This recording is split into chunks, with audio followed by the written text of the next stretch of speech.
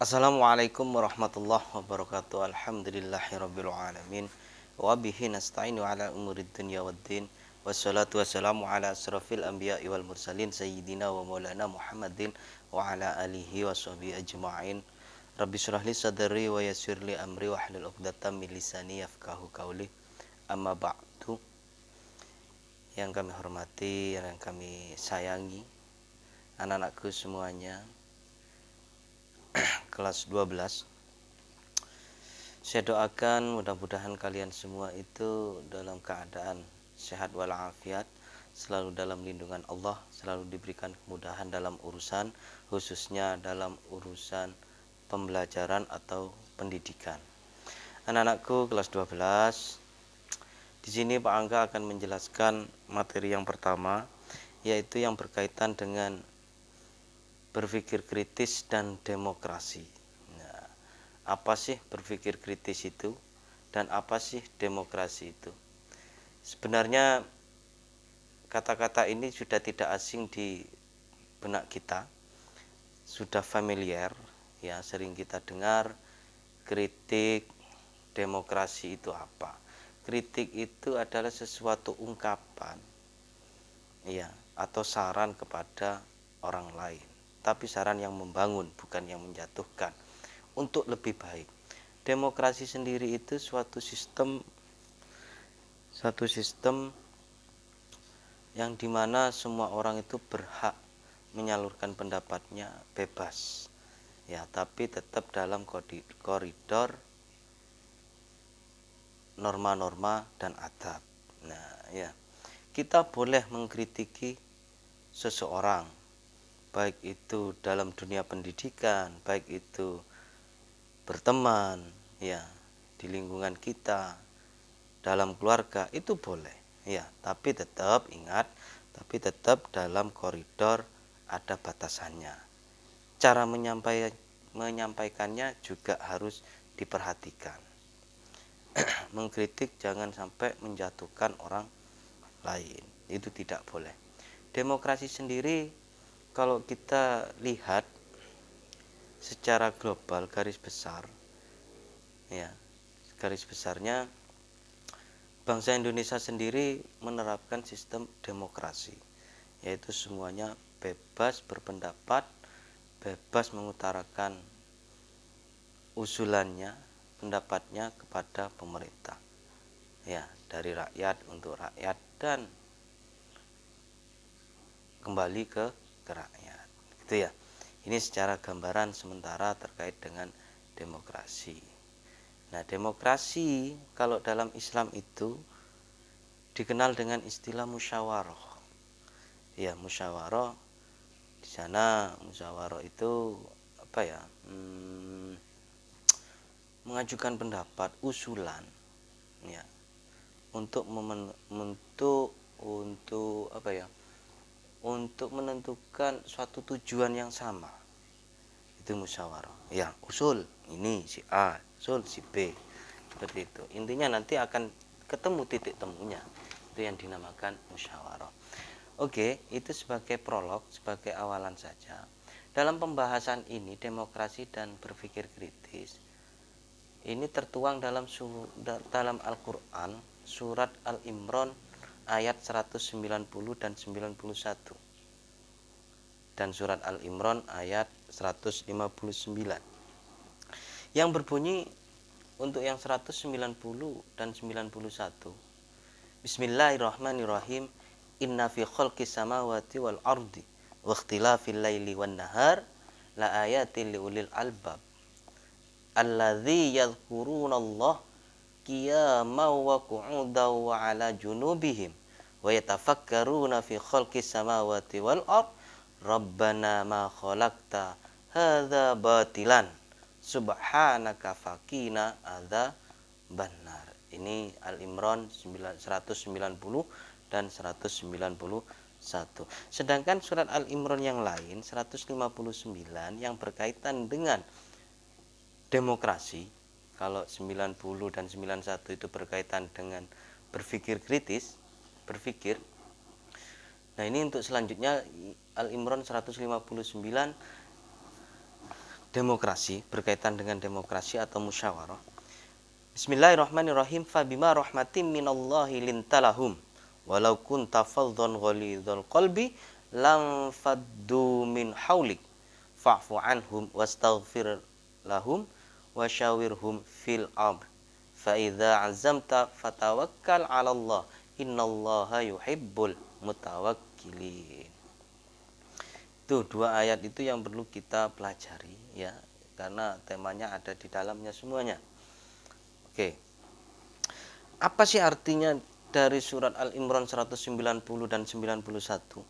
Sesungguhnya pada penciptaan langit dan bumi dan pergantian malam dan siang terdapat tanda-tanda kebesaran Allah bagi orang-orang yang berakal. Dari saat penciptaan langit dan bumi, di situ ada tanda-tanda kekuasaan Allah, kebesaran Allah. Kita lihat sudah, langit tanpa tiang, tanpa songgohan, itu tidak bisa jatuh, tidak bisa runtuh. Itu kenapa? Nah, itu loh, kita harus berpikir. Ini hanyalah kekuasaan Allah, kebesaran Allah. Allah menunjukkan lewat penciptaan langitnya. Bumi, penciptaan bumi seperti itu. Di alam semesta ini atau tata surya ini, ya, ini ada beberapa planet. Ya, ada yang dinamakan bumi, ada yang dinamakan bulan, ada yang dinamakan matahari, ada planet Pluto dan lain sebagainya. Nah, ini berdekatan. Ya, kok gak iso tubrukan? Ya, satu sama lain. Padahal sama-sama berputar memutari matahari.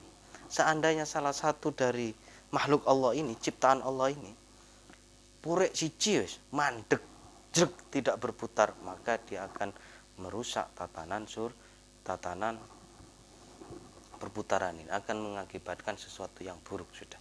Nah, ini salah satunya. Nah, perlu kita pikirkan juga itu. Ya, Masya Allah, bumi aja berputar berapa itu, saking cepatnya kita tidak terasa. Ya, seandainya muter alon-alon ngeluh awak dhewe. Iya, pasti pusing gitu. Nah, ini yang berkaitan dengan berpikir kritis ya. Kita harus melihat tanda-tanda kekuasaan Allah. Jangankan itu, kita lihat pada diri kita sendiri. Allah menciptakan mata dilengkapi dengan bulu mata. Seandainya tidak ada bulu matanya, mungkin kalau ada hujan mesti langsung akan turun, tidak tersaring. Begitu juga kalau bulu matanya, lihat keindahannya elek koyo opo yo. Alis, orang enek alise. Kayak apa? Sampean bisa membayangkan. Hidung. Ya, hidung. Kalau Allah menghadapkan ke atas hidung kita, piye lek ono udan? Labok kayak gini. Nah, itu. Ini adalah salah satu ciptaan Allah. Perlu kita pikirkan. Jari bisa bergerak. Coba semene terus. Piye? Iya lek salaman enak. Lek mangan, ayo ya apa? Kesulitan kita. Telinga dikasih di pinggir, coba di depan. Nah, kayak apa? Ini adalah salah satu, kalau kita berpikir terkait dengan ciptaan Allah, makhluk-makhluk yang lain. Banyak makhluk yang paling besar, sedengan, paling kecil pun. Ya, paling kecil pun. Kayak tengu, jangan tengu. Iya, tengu, tahu tengu ya. Nah, itu. Perutnya kayak apa, isi perutnya kayak apa, cacingnya kayak apa, tahu nggak? Meripate kayak apa tahu? Nggak ada yang tahu. Telinganya seperti apa? Wallahu a'lam. Ini adalah kebesaran Allah. Ya, ini yang perlu kita selalu berpikir. Ya, saya lanjutkan.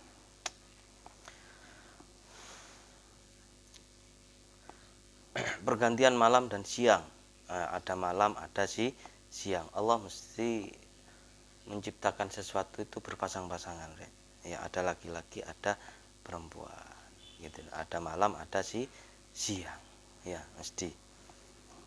So awakmu gak duwe pasangan, ya, kalau sekarang jangan, ya, nunggu, belum waktunya. Oke, saya lanjutkan. bagi orang-orang yang berakal, yaitu orang-orang yang mengingat Allah sambil berdiri, duduk, atau dalam keadaan berbaring, dan mereka selalu memikirkan tentang penciptaan langit dan bumi, seraya berkata, ya Tuhan kami, tidaklah engkau menciptakan semua ini sia-sia. Maha suci engkau, lindungilah kami dari azab neraka. Itu ya. Jadi kita harus selalu ingat kepada Allah itu dengan cara apa? Zikir. Meskipun zikir, ya, gak harus mengucapkan astagfirullah, la ilaha illallah, subhanallah. Tidak, ingat kita melihat ciptaan Allah, alam, burung, dan sebagainya. Ya itu sudah zikir sebenarnya. Ingat, ya Allah, subhanallah, gitu. Ini ciptaan Allah, ya, gitu deh. Ya, seperti itu ya. Bisa dipahami ya. Oke. Ini yang dinamakan manusia ulul albab itu seperti ini, ya.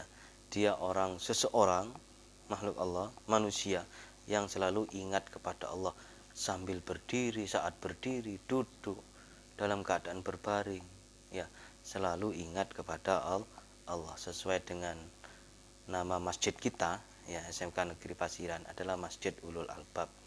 Ya, mudah-mudahan sesuai dengan harapan kita selalu ingat kepada Allah. Itu ya terkait arti dari surat Al-Imran 190 dan 191. Terus yang kedua, Al-Imran ayat 159 yang artinya, maka disebabkan rahmat dari Allah lah kamu berlaku lemah lembut terhadap mereka. Sekiranya kamu bersikap keras lagi berhati kasar, tentulah mereka menjauhkan diri dari sekelilingmu. Karena itu maafkanlah mereka, mohonkanlah ampun bagi mereka. Apabila kamu telah membulatkan tekad, bertakwalah kepada Allah. Sesungguhnya Allah menyukai orang-orang yang bertawakal kepadanya. Ayat ini asbabun nuzulnya, ya, turunnya ayat ini berkaitan dengan setelah Kanjeng Nabi melakukan perang Badar, ya, perang Badar. Nah, di situ umat Islam meraih kemenangan dan kaum Quraisy, kafir Quraisy kalah, dan banyak dari kaum Quraisy itu menjadi tawanan dari kaum muslimin. Nah, para tawanan ini mau diapakan? Nah, Kanjeng Nabi mengumpulkan para sahabat, ada Umar, Utsman dan lain sebagainya, musyawarah di situ. Ya, minta pendapat Kanjeng Nabi. Ya, minta pendapat. Piye iki? Para tawanan ini mau diapakan? Ada yang usul sahabat, anu aja dikembalikan kepada keluarganya. Ada yang usul seperti itu. Inilah proses musyawarah, demokrasi seperti itu. Ada yang usul, oh keluarganya suruh nebus. Ya, ada yang usul seperti itu. Ada yang ekstrim usulnya. Apa ekstrimnya? Dibunuh aja Kanjeng Nabi. Ya, ben gak ngurusi-ngurusi, ben tidak melakukan kejahatan lagi dan lain sebagainya. Nah, ini Kanjeng Nabi. Ini adalah proses demokrasi. Semuanya ditampung oleh Kanjeng Nabi. Ya, nanti akan diambil dari semua pendapat itu, usulan itu, diambil satu titik kesepakatan. Nah, ini yang dilakukan oleh Kanjeng Nabi. Demokrasi itu sebenarnya sudah diterapkan oleh umat Islam, khususnya oleh Kanjeng Nabi, sudah dicontohkan. Contoh lagi yang lain, demokrasi yang berkaitan dengan bangsa atau negara, ya, yaitu di Madinah dengan diterapkan Piagam Madinah. Nah, ini di materi kelas 1 sudah ada ini Piagam Madinah. Di situ masyarakatnya majemuk, bermacam-macam. Tidak hanya orang muslim, tapi non muslim juga ada di situ. Nah, Kanjeng Nabi menerapkan itu demokrasi di sana. Ya, tidak memaksa satu agama, awakmu kudu mlebu Islam, tidak. Ya, tapi Kanjeng Nabi membebaskan. Di situ sing Kristen silakan, punya keyakinan, lakukan, tapi jangan mengganggu umat Islam. Itu tertuang dari Piagam Madinah. Nah, itu sistem demokrasi. Kalau di negara kita, di Indonesia, itu kan menggunakan demokrasi. Nah, di Indonesia ada 5 agama yang dilindungi oleh pemerintah. Nah, tidak boleh saling mengganggu, saling menghujat. Ini kalau sudah berkaitan dengan keyakinan tidak boleh. Ya, harus saling menjaga. Ya, dalam hal apa? Ya, kebaikan. umat Islam yo lek tepake hari raya Idul Fitri, Idul Adha ya melakoni.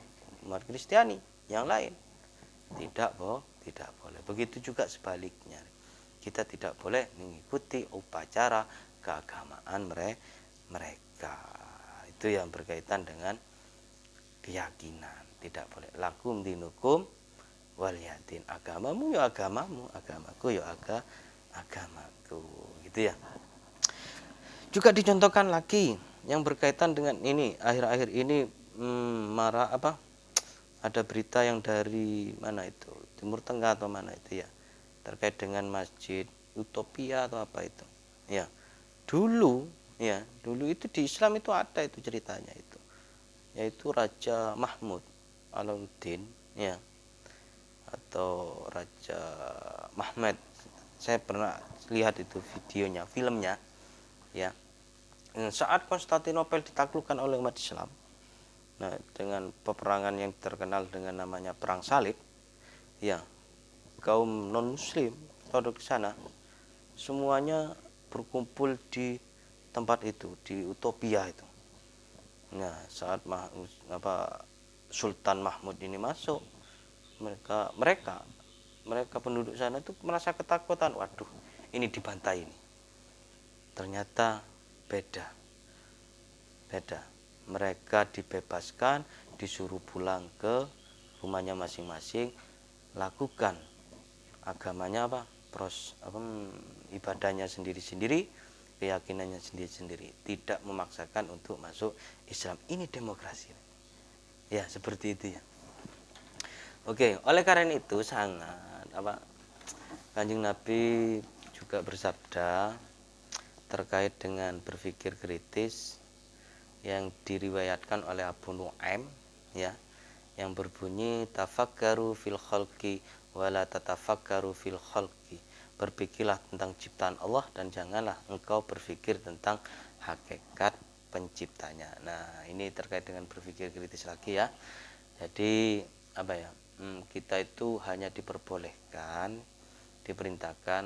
untuk memfikirkan segala sesuatu ciptaan Allah, bukan memikirkan siapa yang menciptakan. Gak nutut otak kita itu gak nutut, pecah kalau nyampe sana, bisa-bisa sesat. Sudah cukup kita memikirkan apa yang diciptakan oleh Allah. Allah menciptakan sesuatu itu mesti ada manfaatnya, tidak sia-sia ya, tidak sia-sia. Itu sedikit ya terkait dengan surat Al-Imran 190 dan 191 dan surat Al-Imran 159. Secara singkat di surat Al-Imran 159 menyebutkan secara berurutan untuk dilakukan sebelum bermusyawarah. Nah, ini cara bermusyawarah. Ya, sebelum melakukannya. 1, di sana harus bersikap lemah lembut. Kata bermusyawarah itu harus bersikap lemah lembut. Orang yang melakukan musyawarah harus menghindari tutur kata yang kasar, tidak sikap keras kepala. Ya, harus lemah lembut. Bukan ngomongnya halus, gak kerungu, bukan. Tapi tutur katanya itu ada toto kromone. Ya, ada tata kromonya. Itu adab-adab untuk bermusyawarah. Tidak keras kepala. Atos, itu ndak sing atos bukan. Tapi kudu pendapatku iki, kudu pendapatku. Lah duduk aku gak oleh. Ndak boleh itu. Itu namanya keras kepala. Kalau orang Madura mengatakan kardiman itu. Karbdibi man menyaman itu. Terus yang kedua, memberi maaf dan bersedia membuka diri. Kecerahan pikiran hanya dapat hadir bersamaan dengan sinarnya kekerasan hati. Ya, gampang memaafkan. Nek enggak sama dengan pendapat kita, ya wis disyukur sudah. Ya, tidak usah ngeyel karepe dhewe. Ngeyel itu ya. Harus membuka diri. Oh iya, mungkin pendapatnya dia lebih bagus dari saya. Harus menyadari seperti itu. Yang ketiga, mohon ampun sebagai pengiring atau bertekad, ya njaluk sepuro lah ya kepada Allah jika ada sesuatu yang kurang pas, gitulah, biar dimaafkan oleh Allah dan bertawakal kepada Allah. Dalam menghadapi semua masalah yang bermusyawarah harus bersikap lemah lembut tadi itu ya, melalui jalur musyawarah yang mufakat, kebersamaan. Makanya rapat itu kan sama sebenarnya intinya di situ. Terus demokrasi dan musyawarah. Konsep demokrasi pada hakikatnya itu hampir sama dengan konsep musyawarah dalam Islam. Namun terdapat beberapa perbedaan ya antara demokrasi dan musyawarah, itu ada beberapa perbedaan. Di antaranya yang menyebabkan sebagian masyarakat masih belum dapat menerima konsep demokrasi ada dua hal yang mendasari perbedaan tersebut. Di antaranya demokrasi berasal dari bangsa negara barat. Sistem demokrasi itu dari barat. Sedangkan musyawarah itu berasal dari negara di timur atau umat Islam. Yang kedua perbedaannya, pengambilan keputusan dalam sistem demokrasi lebih menekankan pada suara terbanyak, sedangkan keputusan musyawarah diambil berdasarkan kesepakatan dan kesepahaman bersama, walau pendapat berasal dari sekelompok tokoh masyarakat.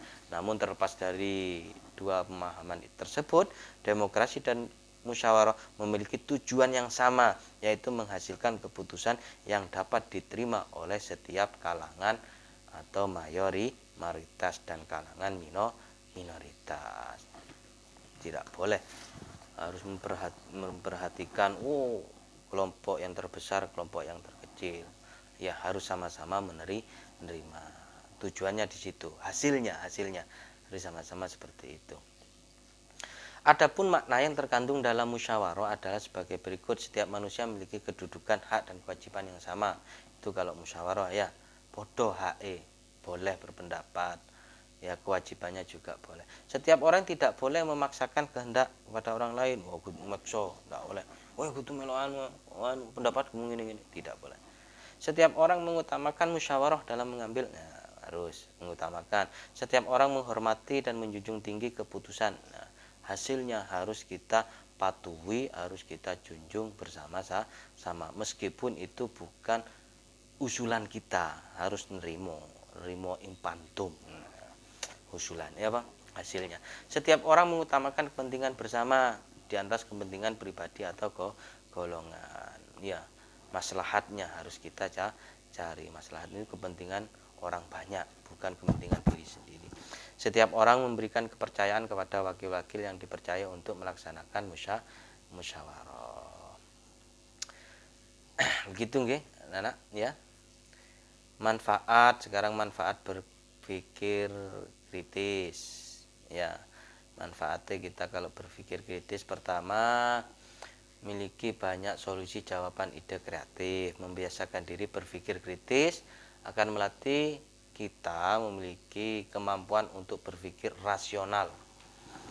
Ingat Rek, ya, komponen dalam diri kita itu adalah akal atau otak. Jangan sampai dirusak otak kita itu. Ya, otak. Sekarang itu cara merusaknya sangat gampang Rek. Ya, mulai dari yang kita lihat dan kita konsumsi itu bisa. Ya, yang kita konsumsi mungkin komik dioplos dan lain sebagainya. Terus apa lagi? Terus jamur teletong ya akan merusak otak, dia akan bisa berpikir kritis dan rasional sudah ya kalau seperti itu. Ya, pertama itu ya. Yang kedua, dengan berpikir kritis mudah memahami pemikiran orang lain. Berpikir kritis membuat pikiran lebih fleksibel, tidak kaku dalam mengutarakan pendapat. Ya, itulah. Kalau kita menggunakan otak kita benar ya. Tidak kaku. Jadi gampang nerima pendapat orang lain, tidak gelo hati. Seperti itu. Ketiga, dengan berpikir kritis dapat memperbanyak kawan, akeh konco. Ya, akeh konco. Ada lebih banyak manfaat bisa diperoleh karena berpikir kritis dan proses itu pada umumnya saling berkaitan. Keempat, lebih mandiri, mampu berpendapat secara mandiri, artinya tidak harus mengistimewakan orang lain. Kelima, berpikir kritis sering menemukan peluang dan kesepakatan baru. segala hal ya. Manfaat demokrasi secara Islam, kita adapun hal-hal yang dapat kita manfaatkan dalam kehidupan sehari-hari. Kalau tadi berpikir kritis, sekarang demokrasi, kita tidak boleh berkeras hati dan bertindak kasar, itu demokrasi ya. Kita harus berlapang dada, donerimo, ikhlas, lemah lembut ya. Dalam kehidupan sehari-hari kita mengutamakan musyawarah, itu demokrasi ya. Apabila telah tercapai mufakat, kesepakatan, kita harus menerima dan melaksanakan keputusan bersama. Rapat atau pengurus pemilihan ketua kelas, si A mengusulkan si iki, si B mengusulkan iki, ternyata yang jadi adalah si C. Satu kelas wajib mematuhi melaksanakan hasil musyawarah ya, musyawarah pemilihan kelas. Kita selalu berserah diri kepada Allah sehingga capai keseimbangan antara ikhtiar dan berdoa. Oke ya, itu ya terkait demokrasi ya, kurang lebihnya mungkin penjelasan ini masih sangat singkat ya, masih kurang karena juga waktu yang membatasi kita ya. Nanti kita lanjutkan kalau sudah bertemu tatap muka ya, itu lebih nyaman ketimbang seperti ini ada feedbacknya kalau kita ketemu ya. Sekali lagi saya ucapkan terima kasih, selamat belajar ya.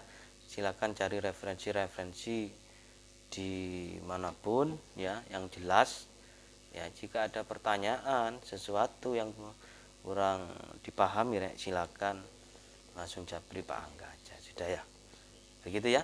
Mungkin ini yang bisa sampaikan di materi bab 1 yaitu berpikir kritis dan demokrasi. Sangat kurang ya. Sangat kurang. Tidak ada lebihnya ya. Oke, kita ketemu di pertemuan berikutnya ya. Oke, saya akhiri. Wassalamualaikum warahmatullahi wabarakatuh.